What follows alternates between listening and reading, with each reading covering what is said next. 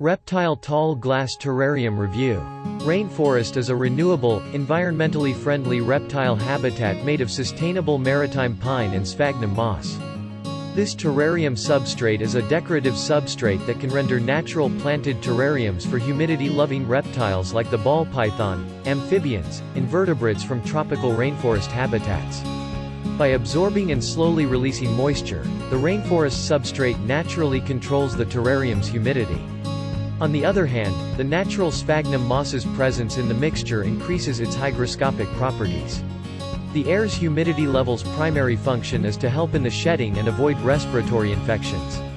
The bark particles' unique ball python terrarium size and shape, combined with natural sphagnum moss, allow for regular irrigation of your plants while allowing for sufficient aeration for healthy root growth. The terrarium also needs a heat treatment. The heat treatment of rainforest eliminates bacterial pollution. Besides, your ball python hides in this place as well. Features front and top opening. This is vital when it comes to the maintenance of your pet. It acts as a ventilator, and the doors are an essential feature in the care and feeding of your python. The door design is one thing that will lead you to settle for this ball python terrarium since the design lock helps prevent the pet from escaping.